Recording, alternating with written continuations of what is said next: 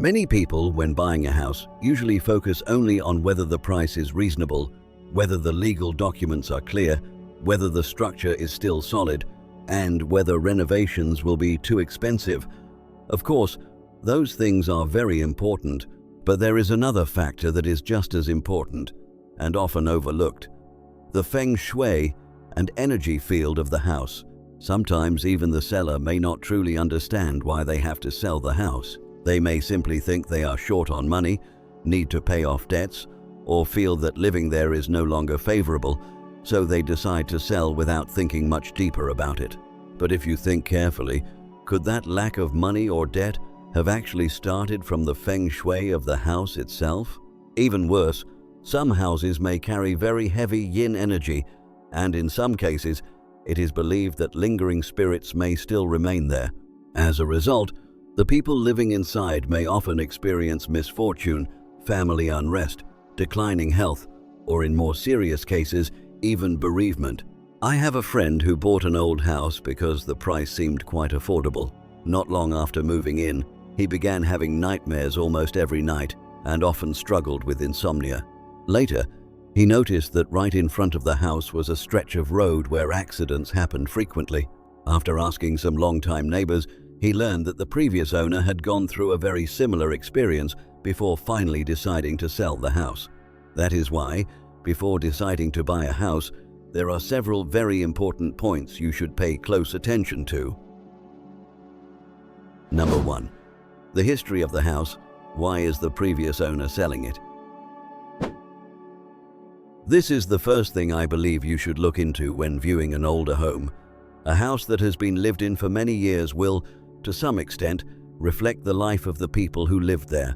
For example, if the previous owner is selling the house while moving upward in life, expanding a business, or relocating to a better place, then this is clearly a low-risk sign.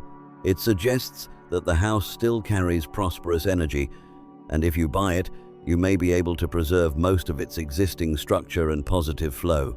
But if the previous owner is selling after a divorce or long-term family conflict, then you should pay closer attention. Situations like that often suggest that there has been some kind of imbalance within the living space, especially in the bedroom area or in the overall family layout. With this type of house, if you decide to buy it, you should usually consider repainting, renovating, and adjusting a few important areas to refresh the energy.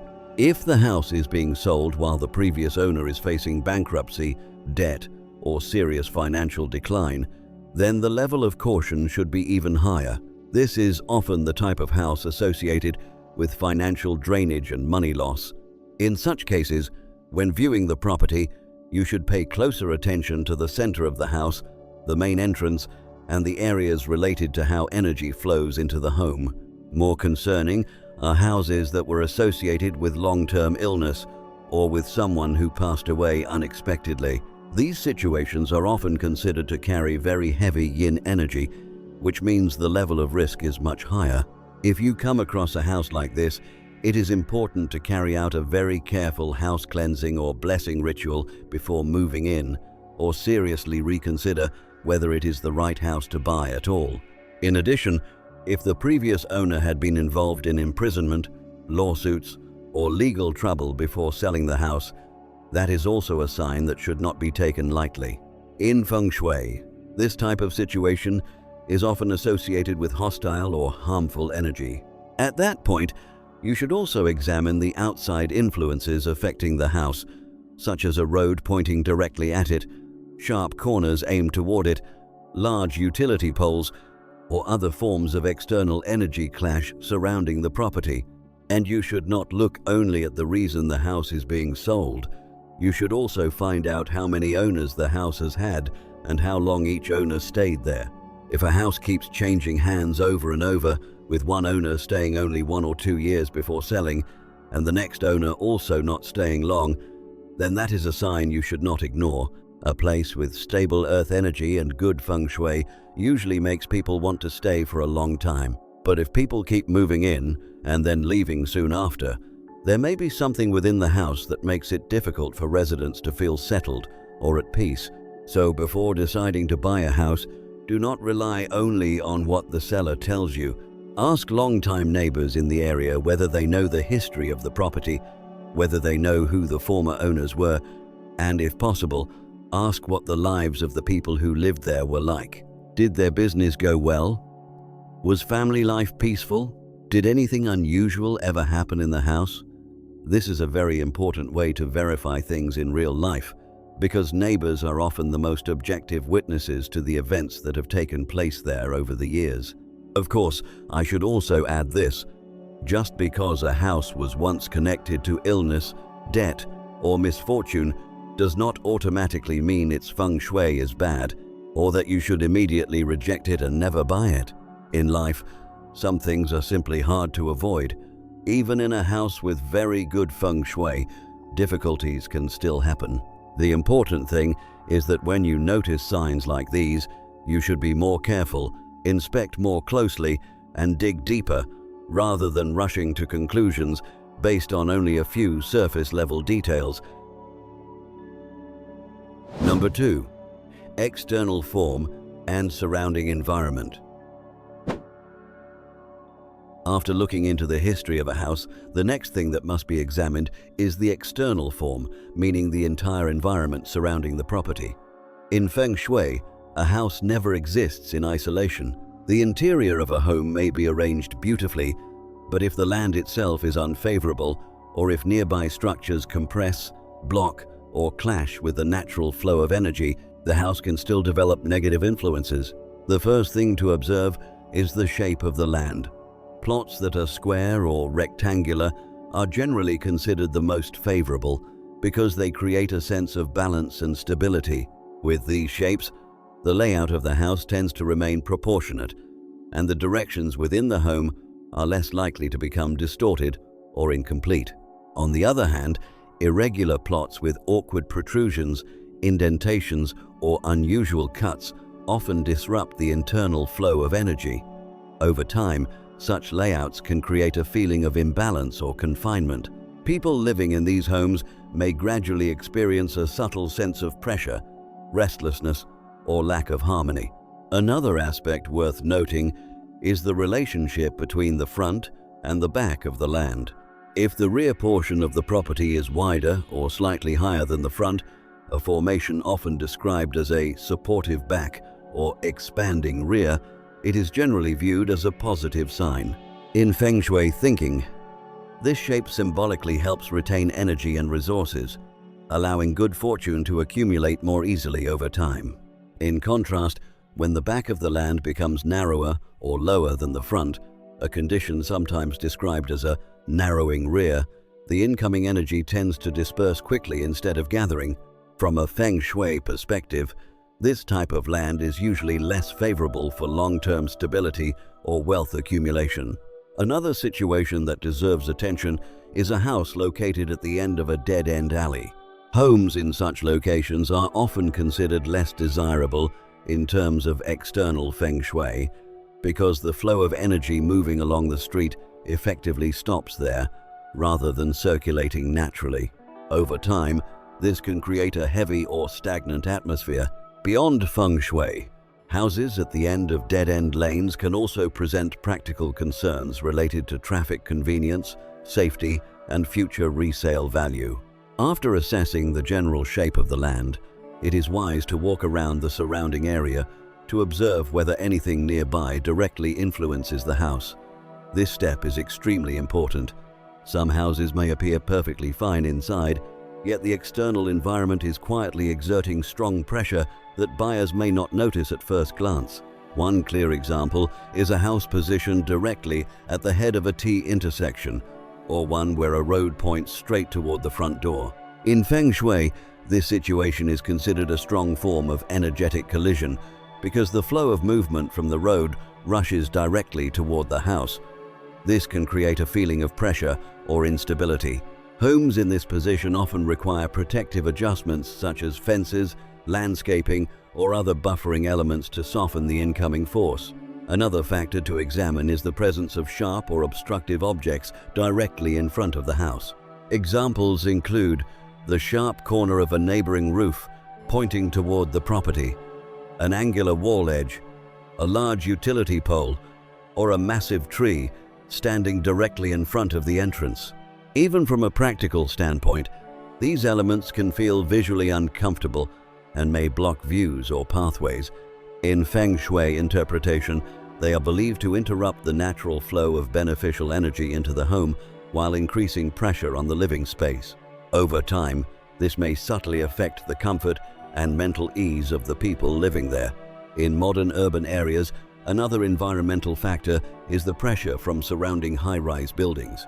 When a smaller house is surrounded by many tall buildings, or when a large structure stands directly in front of it and blocks the open frontage, the house can feel visually and energetically compressed. Feng Shui describes this as a situation where positive energy struggles to enter and opportunities may feel limited. However, the opposite configuration can sometimes be beneficial. If there is a strong, stable structure behind the house, not too close, but supportive in position, it can function like a protective backing, giving the property a sense of stability and support.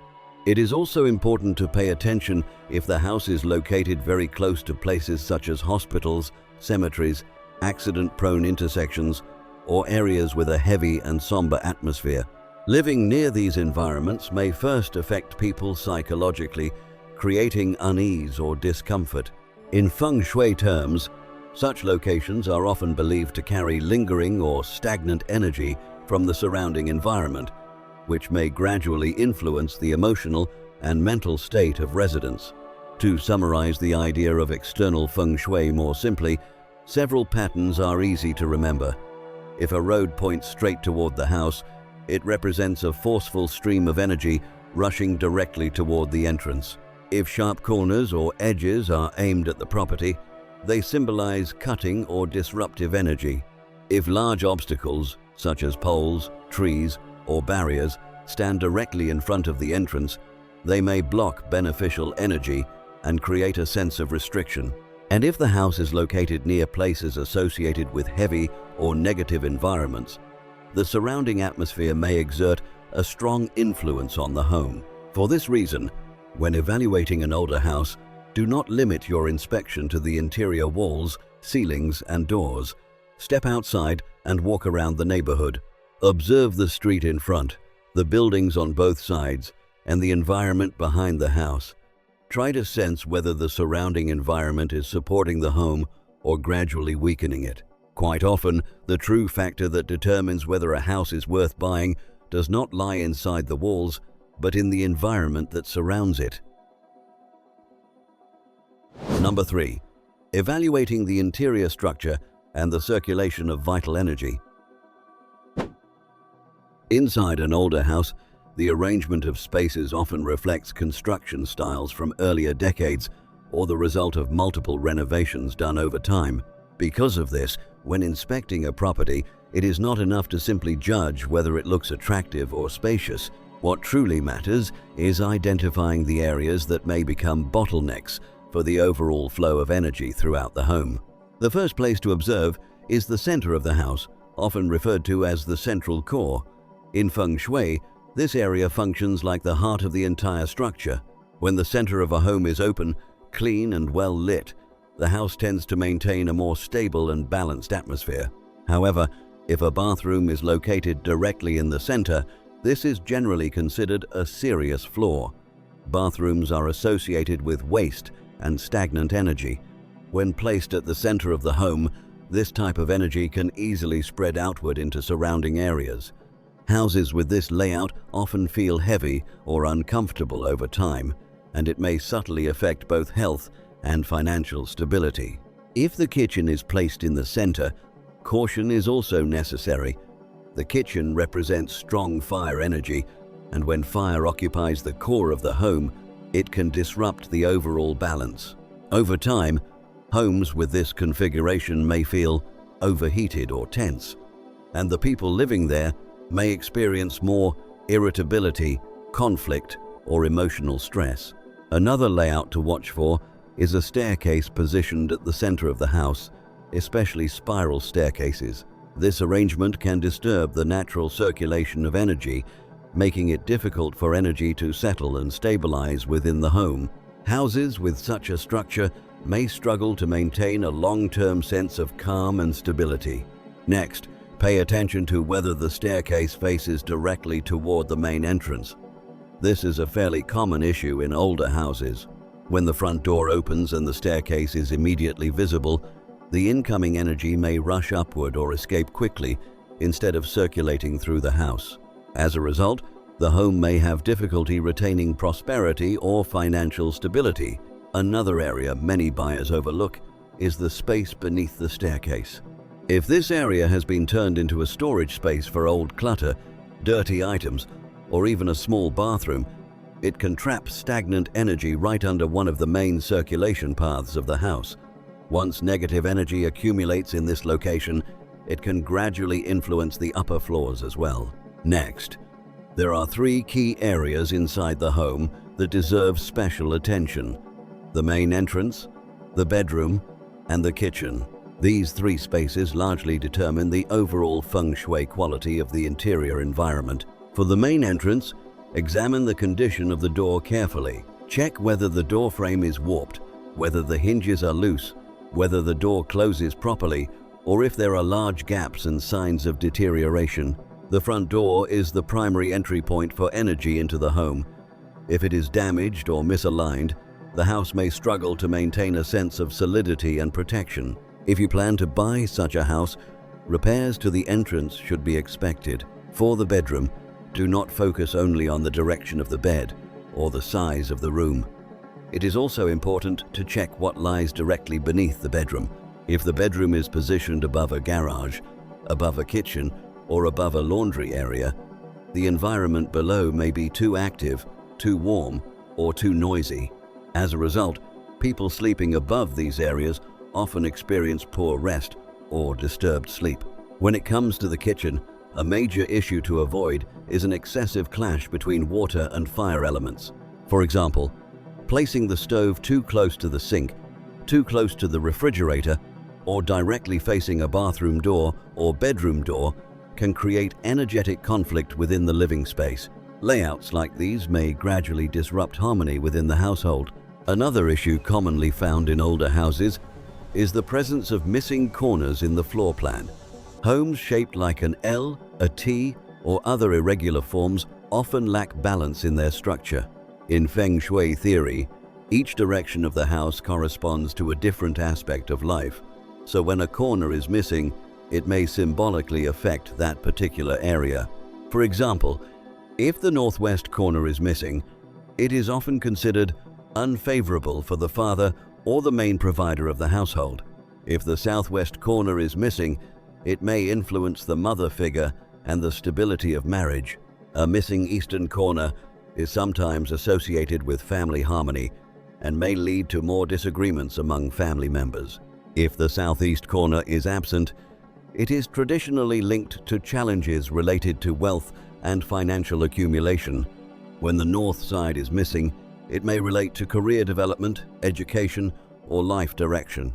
If the south side is missing, it can affect reputation, recognition, and social relationships. A missing northeast corner is sometimes associated with difficulties for the youngest son or with educational direction and personal growth. Meanwhile, a missing western corner is often linked to the youngest daughter or matters related to children. However, hearing that a house has a missing corner should not automatically cause alarm. In many situations, these conditions can still be addressed. If structural modifications are possible, the missing area may be visually compensated by adding features such as a canopy, pergola, garden structure, or a small extension that restores a more balanced overall shape. If structural changes are not feasible, supportive adjustments can still be made using landscaping, materials, lighting, or appropriate 5-element enhancements corresponding to the direction that is missing. These adjustments can help restore balance and soften the energetic imbalance created by the irregular shape of the house. What should you do if a house has imperfect Feng Shui, but you still want to buy it? First, it is important to understand something clearly. It is very rare to find a house that is perfect in every aspect. In reality, almost every property has some kind of issue. If it does not have one problem, it will usually have another detail that requires attention. So the real question should not be whether a house has flaws, but rather how serious those flaws are, whether they can be corrected, and whether the house can still remain comfortable and stable for long-term living after adjustments are made. If a house has too many major issues at the same time, such as a problematic history, unfavorable surroundings, a chaotic interior layout, and an environment that feels excessively heavy or stagnant, and those problems are nearly impossible to fix, or the cost of fixing them would be extremely high without guaranteeing real improvement, then the wiser decision is usually to walk away. Buying a house is a long-term commitment, not something to experiment with. If a home already creates too many concerns from the beginning, it is unlikely to become a place of true stability later. However, if the house has certain weaknesses but they remain within a manageable range, then it can still be considered. Feng Shui is not always a matter of immediate gain or loss. Many older houses, when adjusted in the right places, cleaned energetically, and reorganized thoughtfully, can become very comfortable and supportive living environments. Once you decide to purchase an older house, the next step is not to move in immediately. It is much better to correct several important aspects first. The first priority is to restore healthy energy flow and address areas where stagnant energy may have accumulated. Houses that have been vacant for a long time, homes that are too dark, located deep inside narrow alleys, covered heavily by trees, or blocked by surrounding buildings often fall into a condition where yin energy dominates and yang energy becomes weak. This can make residents feel tired, emotionally heavy, or less motivated in daily life. The simplest way to correct this is by increasing light and improving ventilation. This might include opening additional windows, installing a skylight, trimming trees that block sunlight, or using warm lighting in darker corners if structural changes are not possible. When a house becomes brighter and more open, positive energy naturally begins to strengthen.